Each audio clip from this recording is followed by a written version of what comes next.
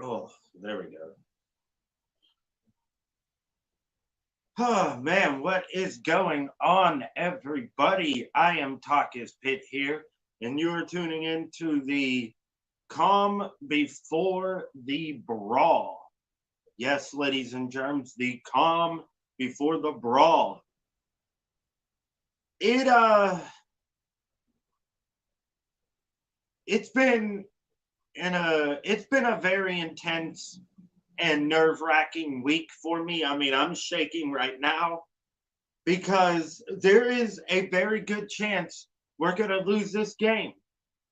Uh, I think West Virginia is most likely to win this game, but I also think that if Pitt can get some going, then there's a possibility that the Panthers could win this game.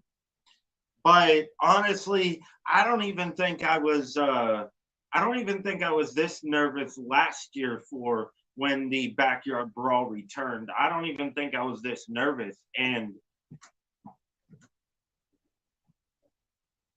that must be my neighbor. But yeah, I don't even think I was this nervous last year for the backyard brawl because I knew Pitt was going to win that game, even though I wasn't confident in Keaton Slovis because he just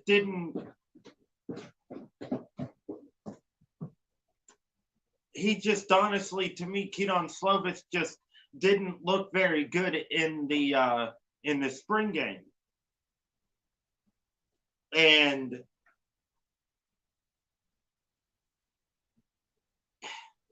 what concerns me, honestly, what concerns me is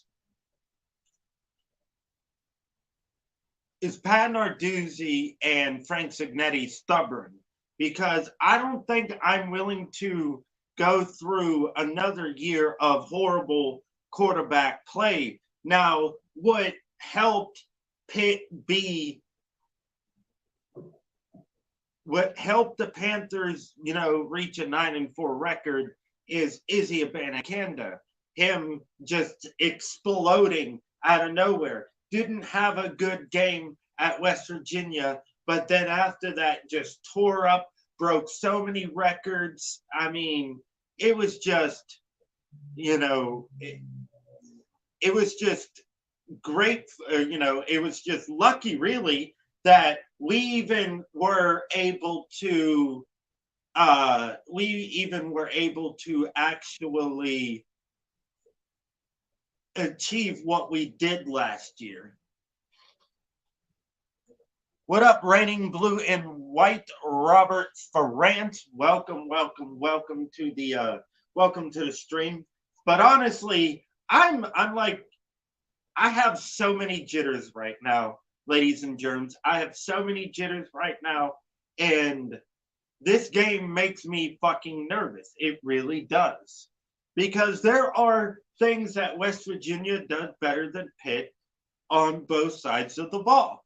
Like, for instance, West Virginia's defensive line, I feel, is better than Pitt's defensive line. And I also feel that their offensive line is, better than our offensive line.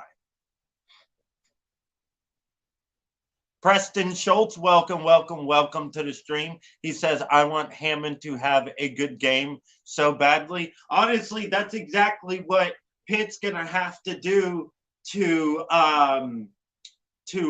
win this game. Give me 1 second. Yeah, that's exactly what the Panthers are gonna have to do to win this game. Uh,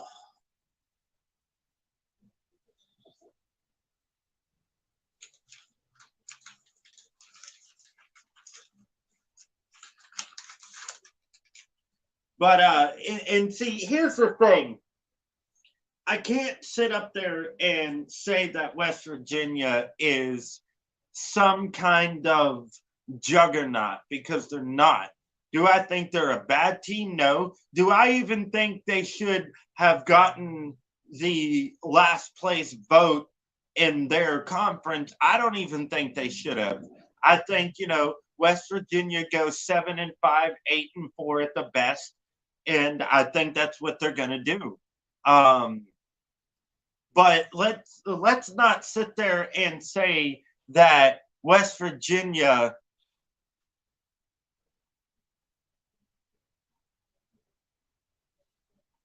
Let's not sit there and say West Virginia is some juggernaut, because Garrett Green is still Garrett Green. Yes, he has shown that he has learned how to be a better passer, but he still is a one-read quarterback.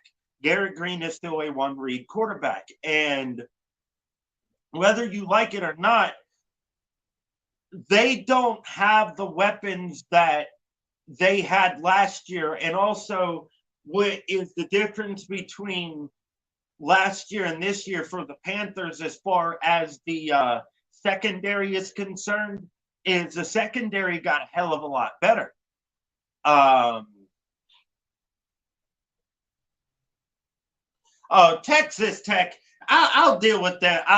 They're on my fucking notes down here to talk about, so I'll deal with them later. But you are right, Robert. It's gonna be a dogfight. But Pitt's DBs and their defensive line actually figured out how to stop the run and shut down Cincinnati's passing game in the second quarter last week. Because if you take a look at that game, everything that Cincinnati accomplished was in the first half. Everything that they accomplished. I think they actually scored on the opening possession of the third quarter. So sorry if I misspoke there, but they didn't do anything after that. And believe it or not, and here's what's funny. Emory Jones was like 15 of 23 for 145 yards and 3 touchdowns. Sad thing is, Phil Jerkovic was 10 for 32, 179 yards and 3 touchdowns, believe it or not. So, as bad as he played, they almost won that game. Cincinnati's defense, outside of their defensive line, is not that good. They're not. And as bad as Pitt played, they were still able to exploit Cincinnati the whole game. They just couldn't score. You know, Phil Jerkovic just was not on target. Yeah, right, Preston. So, to be honest, Pitt could have and should have won that game. So the defense figured out how to stop the run, and the defense buckled down on the passing game. I think only allowing 50 passing yards in the second half through the third and fourth quarter. So West Virginia will have a problem with at least the passing game, because let's just face it, the teams that they have faced don't have a good passing defense. Now, last week against Duquesne, West Virginia was able to, and was against their first string offense, or not the first string offense, the first string defense. West Virginia allowed over 238 passing yards. Now, Duquesne just couldn't rush the ball. They couldn't rush the ball one damn bit. And Duquesne was able to score first.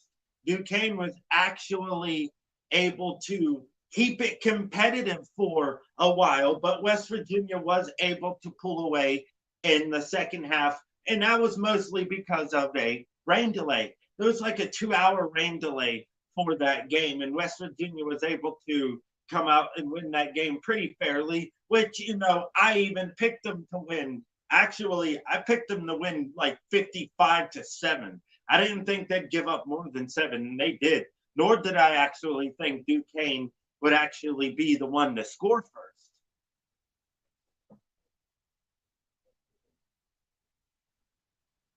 Oh, definitely, definitely. But the one thing West Virginia does do well, Robert, is cover the run. They are great at stopping the run.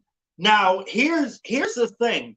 Here's what Pitt's offense does better than West Virginia. And I'm going to keep my camera off just because I don't know.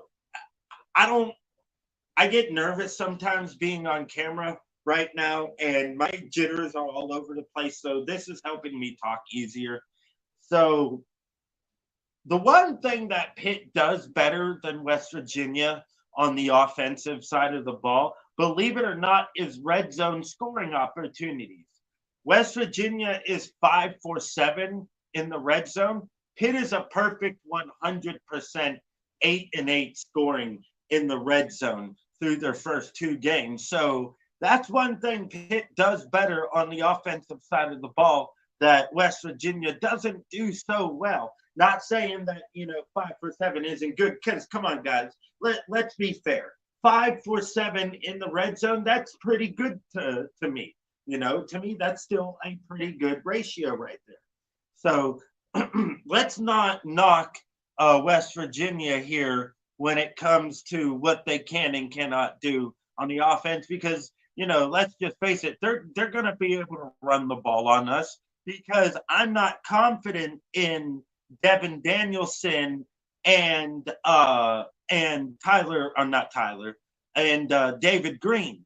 There are 2 smallest defensive tackles that, to me, I just don't see how they got so much praise. I thought that when DeAndre Jules and Tyler Bentley were in the game, our 2 biggest defensive tackles, DeAndre Jules 6'4", 310, and Tyler Bentley 6'3", 300. So I just didn't understand why they didn't stay in the game, because to me, I felt that was what actually helped us shut Cincinnati down in the run game in the second half last week. What's up, John McDonald? What up, what up, what up? What it do? Go Pitt, go Pitt, go Pitt, says John McDonald. Yes, yes.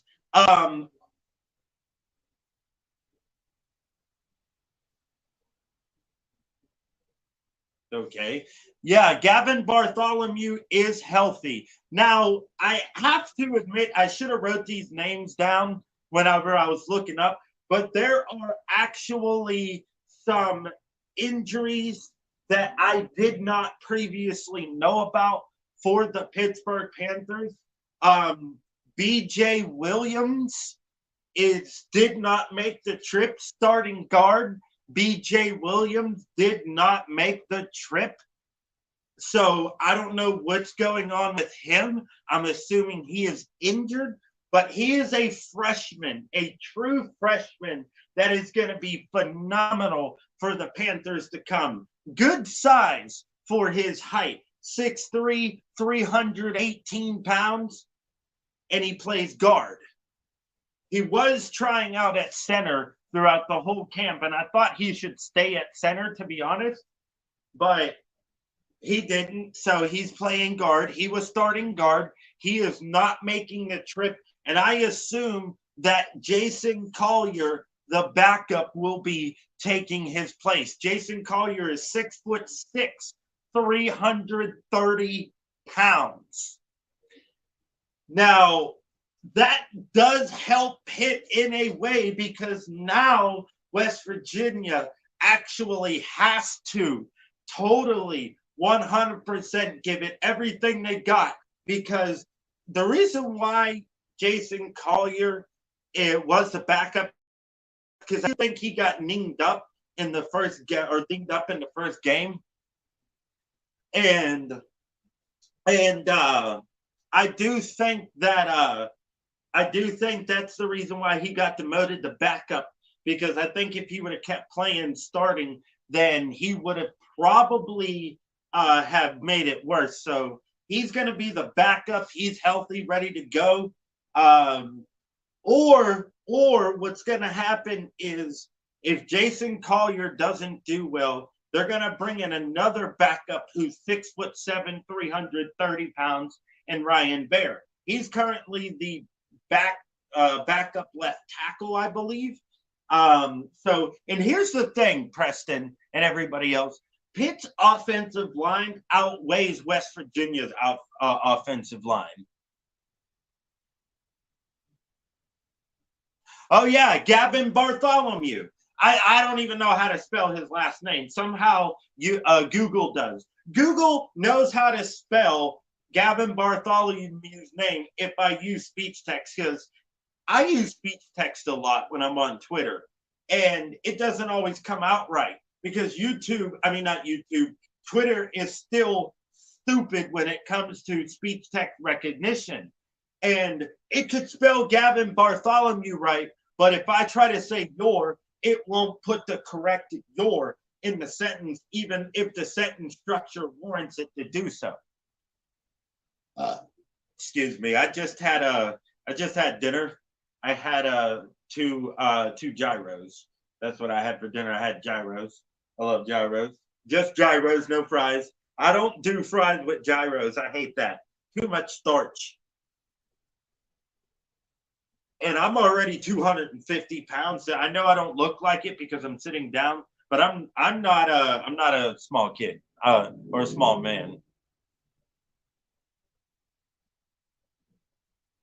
Oh, nice, Robert. Nice. Yeah, Preston, it's hard. But so here's Pitt's average offensive lineman now is 326 pounds. That's what their average weight is on the offensive line. Now, there are some weaknesses on the offensive line. The interior offensive line is horrible. The tackles are phenomenal, but the interior offensive line is garbage. What I would do is take Blake Zupovic, put him at center, okay? Put Blake at center. Move Jay Cradle to guard. And to me, I think the offensive line could do very well. And see, that's what Pitt has to do. Pitt has to establish the run game, okay? Don't go out and pass like you did against Cincinnati. And Frank Cignetti even said that was a mistake. He did not commit to the run game because Panther fans thought that, because his dumbass, and this is how you know how fucking stupid a lot of Pitt Panther fans are. All right. He said he listened to the Panther fans because he felt that maybe he was running the ball too much. Look what happened when we did not run the ball. You wanted him to stop doing what he tried to tell you guys was working. You have to establish the run, okay? It doesn't matter if you pass the ball more, you still have to establish a fucking run game.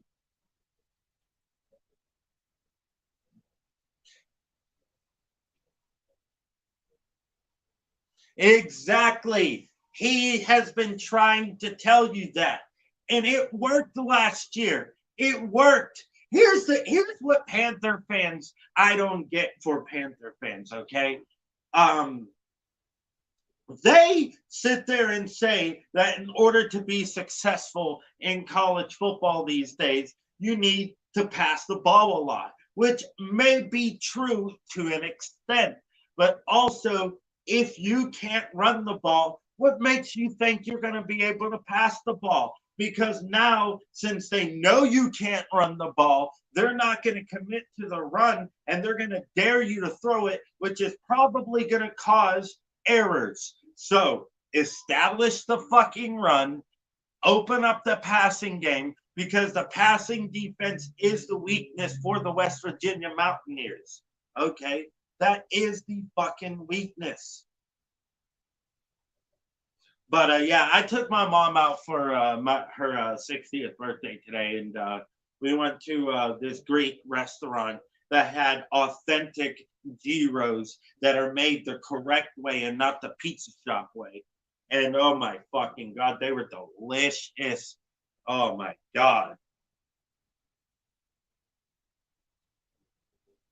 I don't know. Because, and honestly, Preston, why he would ever listen to the fucking fans in the first place is mind-boggling.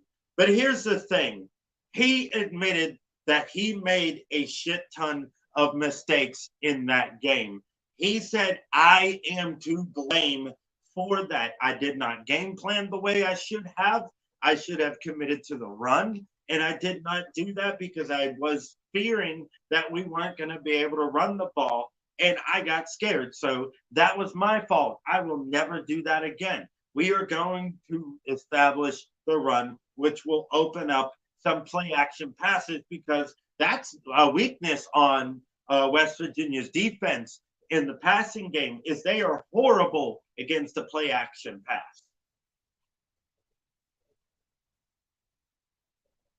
You burnt chicken wings? You burnt chicken wings? Are you white? Because I'm half black and that would have never happened.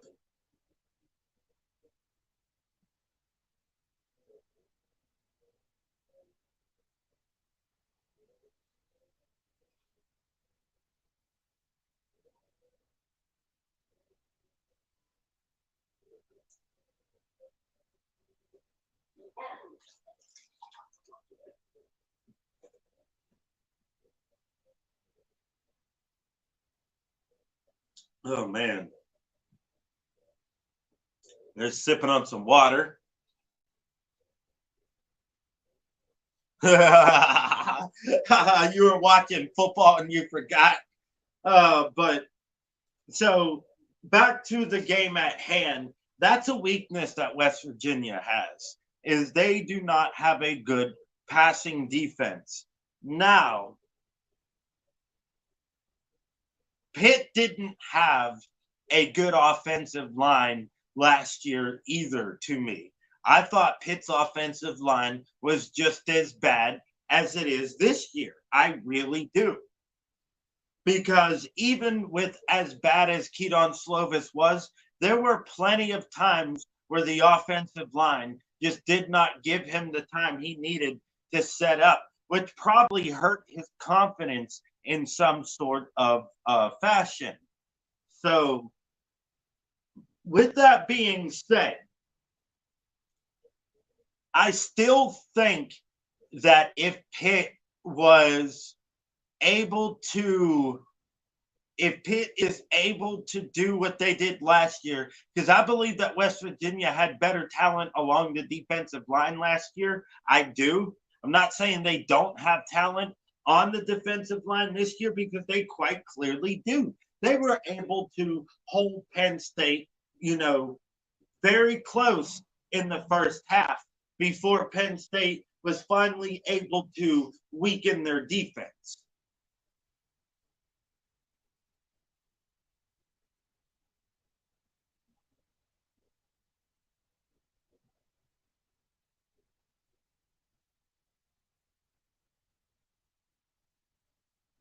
See, that's the thing, though, Preston.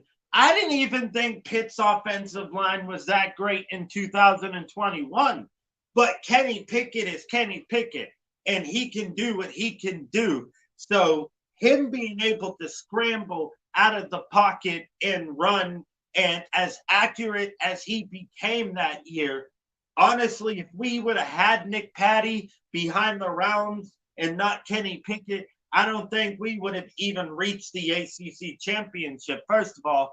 Second of all, without Jordan Addison, we definitely would have made it to the ACC championship.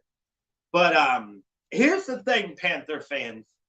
I understand that everybody is angry at Frank Signetti. You guys don't think he can play call. And a lot of it is legit concerns. But here's the thing. Mark Whipple couldn't even bring us both a 1,000-yard receiver and a 1,000-yard rusher in the same season. Frank Signetti, every single year he has been here, which includes last year and the 2 years he had prior, has brought us a 1,000-yard receiver and a 1,000-yard rusher. So in 2009 and 2010, he brought us those statistical skill players, and he did it last year.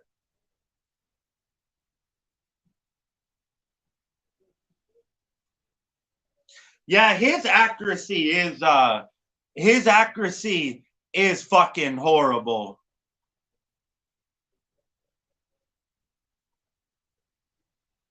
Well, I'm not ready to give up on Phil Jerkovic just yet. That's your prerogative, John Waffle. And when did I unblock you?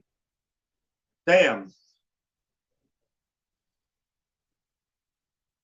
I don't even smoke weed anymore, so I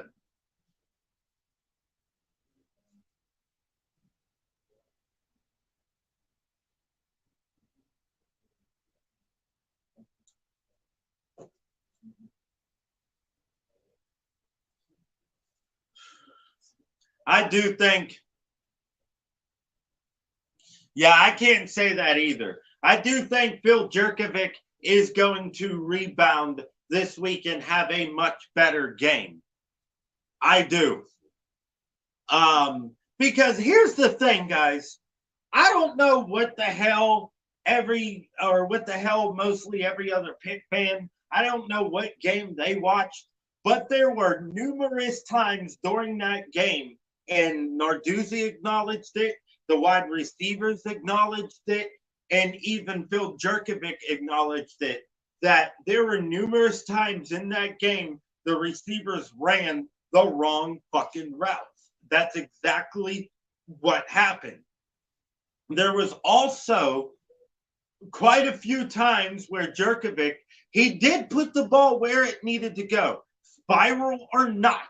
Okay, spiral or fucking not. Harry, he put the ball where it needed to go, and they couldn't catch it. Bub Means had quite a few significant drops. Okay, Kenny Johnson had quite a few significant drops. Let's see who else dropped a couple of balls. Uh, that Zion Fowler kid dropped a couple of good easy passes. Hell,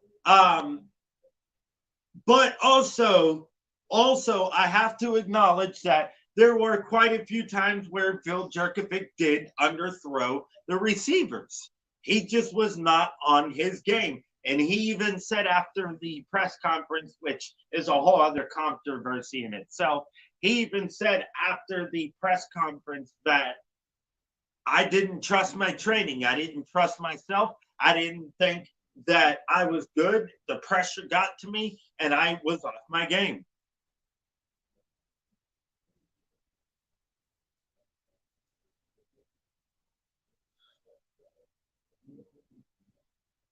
That depends on what you define as struggle, John Waffle. Because what if we're actually, let's say he is struggling a little bit, like his timing isn't there, but it's not as bad as last week. Let's just say it's a little bit off, but we're still either within one score, tied, or we're winning by one score. Do you bench him then, or do you allow him to keep going and getting into a rhythm? Because John Waffle, here's the thing: whether you like it or not everything last week was his fault. Our offensive line is trash, dude. Our offensive line is trash. Okay. There were so many times that he had to run and he just did not have time. Look, he's not that mobile. I don't know why people think he's that mobile. He's not. He's like Ben Roethlisberger towards the end of his career.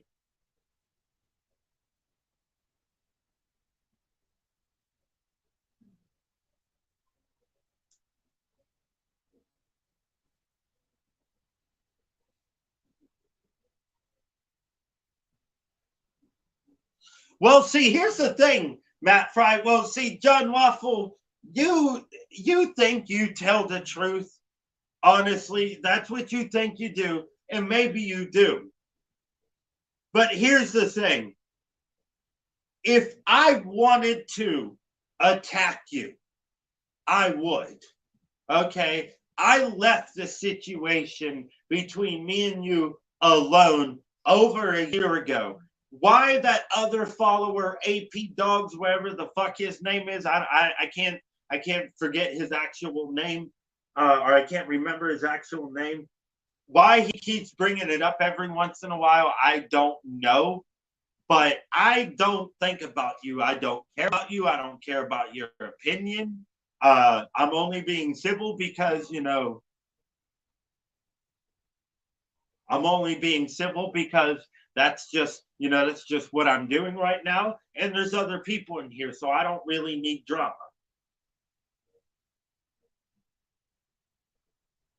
And like I was about to say, there are two weapons on the offense that can catch the ball no matter how bad it is thrown.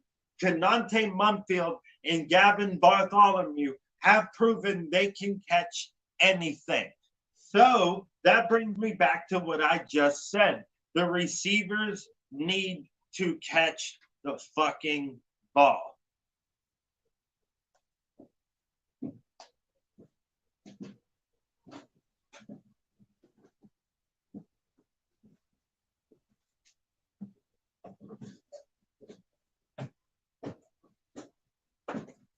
Hold on, y'all.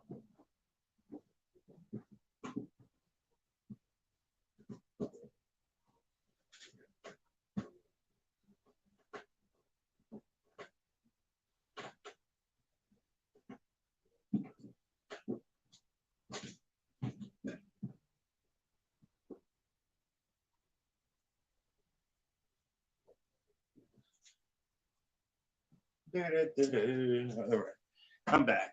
Sorry about that. But like I said, Pitt's quarterback receivers need to be on the same page because clearly they weren't last week. And nobody can sit there and deny that the offensive line isn't trash because it is trash. I do not like the interior of the offensive line. Blake Zubovic needs to go back to being a right guard. He's not good on the left side of the line. Jake Cradle needs to go back to being a guard because he's just not it at center. He's always been a backup center that does well being a backup. Like one of those players who's not meant to be a full-time starter.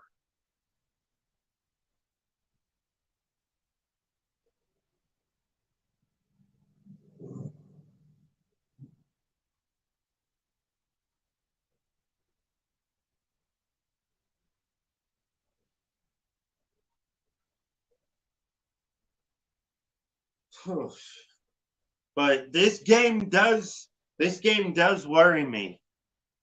They really do. This game does worry me. So moving on from the backyard brawl, there is a fan base that I need to address because they seem to want to stick their nose in a rivalry that they don't belong in.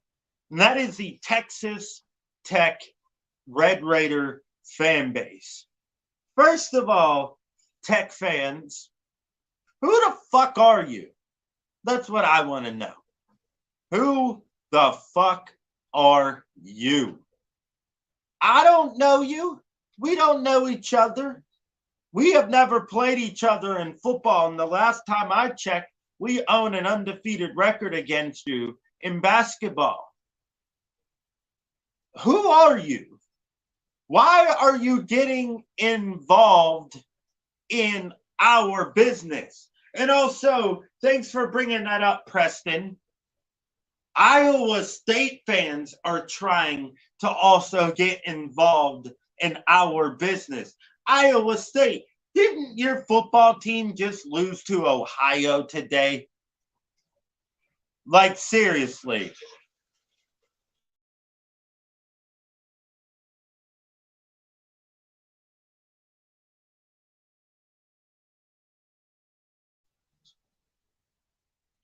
Sorry, everybody. Somebody was calling me from upstairs. Didn't Ohio just beat you, Iowa State? You lost to a MAC team, okay? This is worse than us losing to Western Michigan a couple years ago. You guys losing to Ohio is worse, okay? And then Texas Tech, who did you guys lose to earlier in the year? And I'm actually drawing a blank because I can't remember who that team you guys lost to earlier in the year. Who did Texas Tech lose to earlier in the year? Who was that? Fuck, why am I drawing a blank?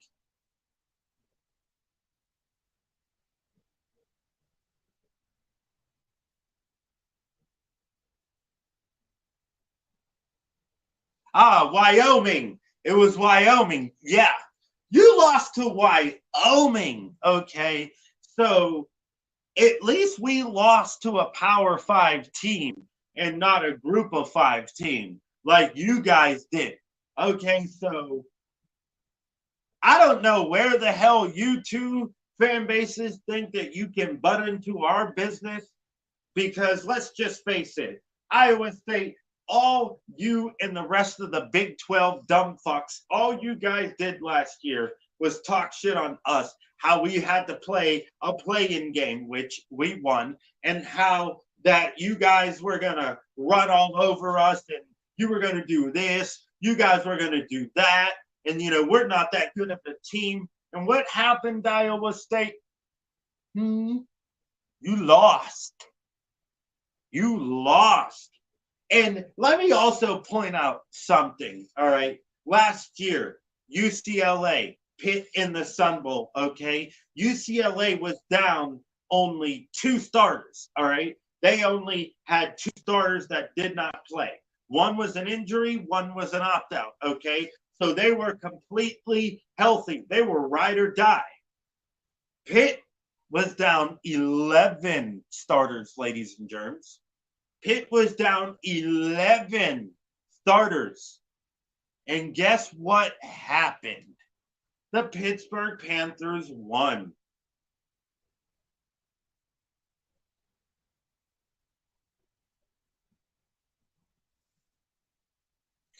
Honestly, Preston, that's exactly what I'm thinking. And Del Waffle, everybody knows they want Pitt in the Big 12. They can sit up there and say they don't want Pitt in the Big 12, but everybody knows they want Pitt in the Big 12. And to be honest, I would be okay with Pitt going into the Big 12. You know why? Because that gives us a tap into the Texas market. But we already got a tap into the Texas market because we now have Southern Methodist in the ACC. So the ACC has officially tapped into the Texas market.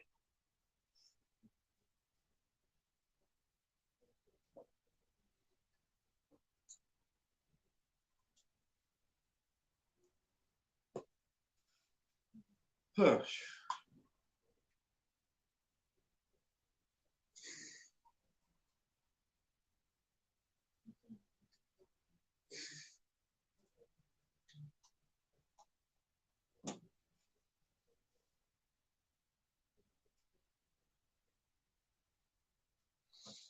Honestly, I wouldn't have brought in Cal and Stanford. They don't bring any fucking value into the ACC. I would have taken SMU. I would have taken Memphis. I would have taken Tulane. Now, that's if you were to go the group of 5 route.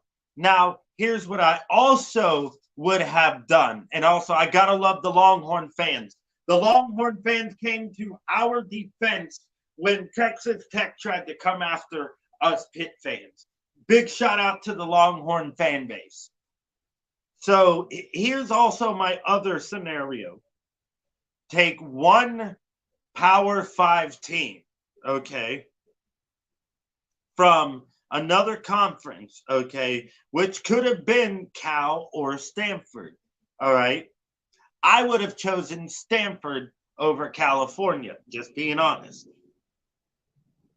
And then you could take 2 other group of 5 teams, which to me would have been would have been SMU or either Memphis or Tulane. I think you could have bring in Memphis or Tulane, and they both would have done the same amount of value. Although I think Tulane probably would have brought more value, although I think Memphis all around lately or has seen Memphis to me has seen more success over the past few years than Tulane has. Tulane really shocked the world last year, beating USC. And I loved all the USC fans who talked trash on us when they said we are going to get beat by UCLA. Hey, guess what? Guess what, USC fans? How does it feel to be the first Power 5 team ever to lose a New Year's Six bowl game to a group of 5 team? How does it feel?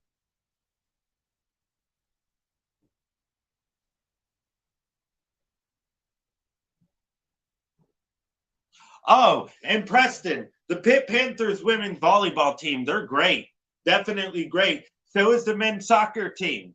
Baseball team is They have their ups and downs, but they're not bad. They're not the worst sport.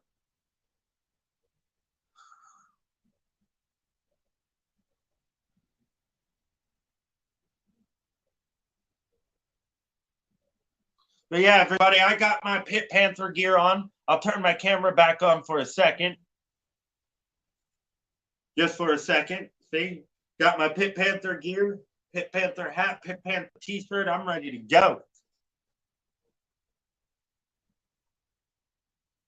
There we go. Yeah, I'm ready to go, everybody. I am ready to go. I'm ready to go. Oh man, I hate. Yes, guys, I do film all my videos in my basement, all my live streams, everything. I film it in my basement, and honestly, I don't care. And I advertise that I do it in my basement. Why? Because it actually brings me views. When people out there talk shit on me because of where I film my videos at, it brings me views. And I've actually been gaining quite a few viewers over the last couple of days. I went from 146 viewers and I'm now at 155. I gained like almost 10 viewers or 10 subscribers in the past 2 days. But so if you guys were to ask me what I actually thought would be problems with Cal and Stanford joining the ACC, it's straight up the travel of other sports who do more than one game a week. Some of these sports play 2, sometimes even 3 contests a week. And you're going to ask them to go all the way out to the West Coast, come back, probably have to do a game in North Carolina, then go up to Pittsburgh and do a game and then get right back on the fucking road. Come on, man. It's ridiculous.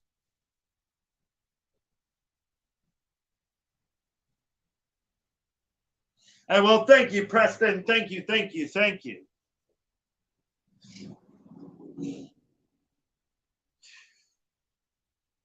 Yeah, 155 subscribers, ladies and germs. And honestly, I may make this a full-time thing because I'm starting to get more attention on Twitter and YouTube.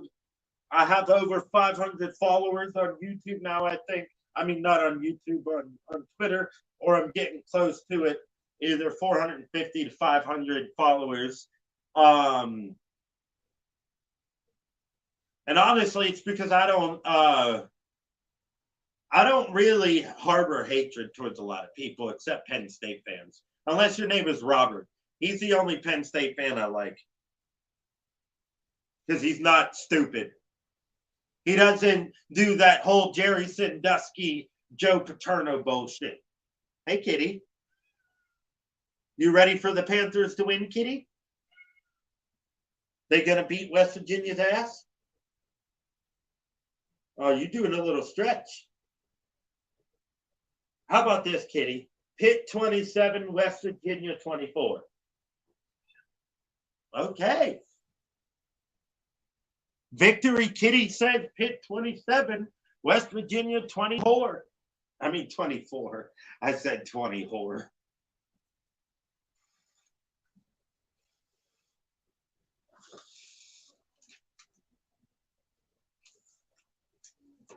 But yeah, guys,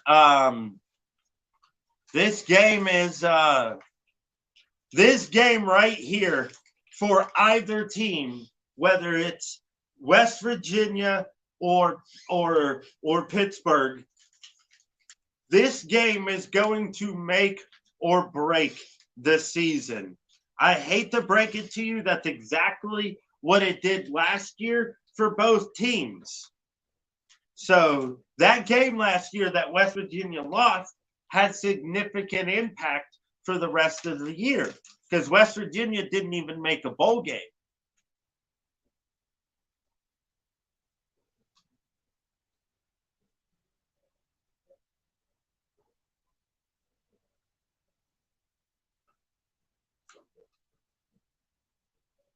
Just heads up, the kiss of death come from Andrew Filiponi. Oh, what does that mean? The kiss of death.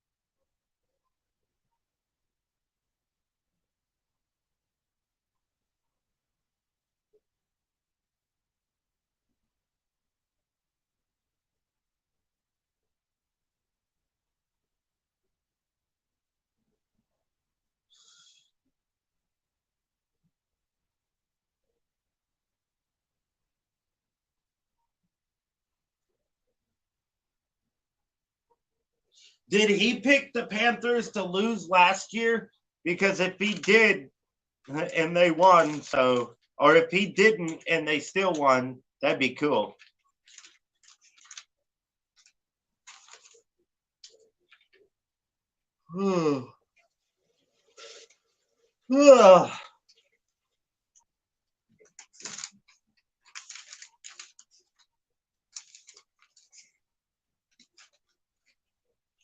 Man, I'm getting old. I mean, I just did have my 34th birthday like 2 weeks ago. 34. I have an 8-year-old daughter. And yeah.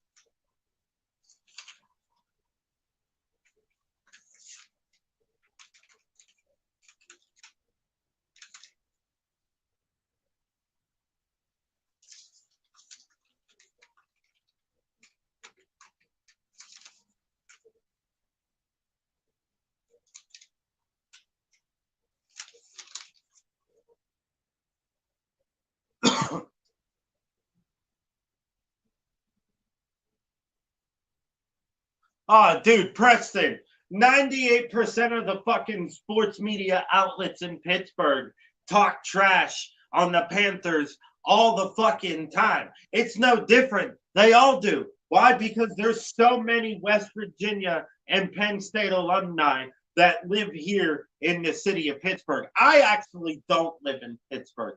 I live so far east that I border 3 different counties. But in Pittsburgh, that's what it is. You know, Western PA is full of Penn State, West Virginia, and Pitt Panther alumni. There's a lot of those too, believe it or not. But honestly, I would leave Pennsylvania at the first chance I get, only because I want to go to a state where there's no state income tax, or you know, they don't take state income tax out of your check.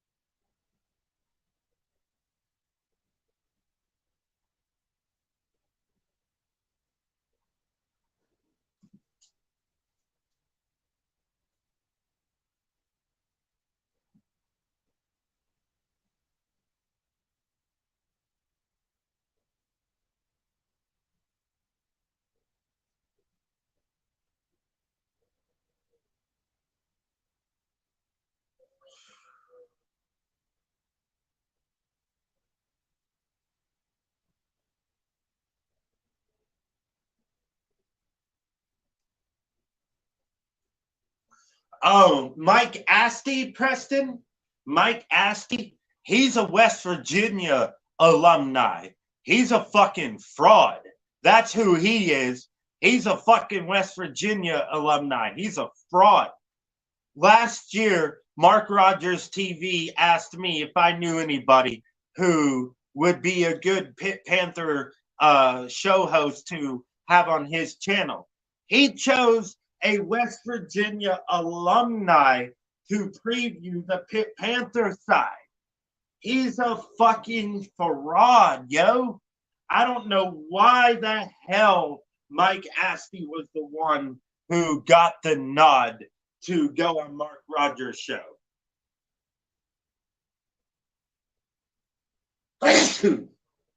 Holy shit.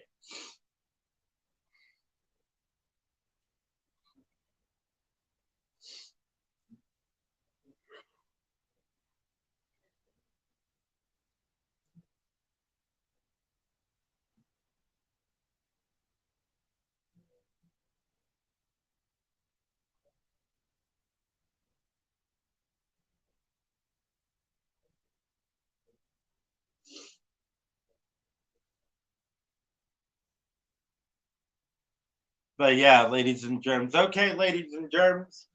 I want to thank everybody for stopping by on this live stream. It was great seeing everybody. I will see you at halftime. There's JJ. There's JJ Kitchens. There's Chris Peak at Panther Layer. Those are the two best ones. And then there's the Loyal Sons, but they hate me. But thank you, everybody, for stopping by. I will see you at halftime, whether we are losing or winning. Hopefully, it's a good sign at halftime, and I am happy. And yeah, ladies and germs, let's go Pitt. I originally picked West Virginia to win this game 28-21. And I still do think they will win this game like 28-24.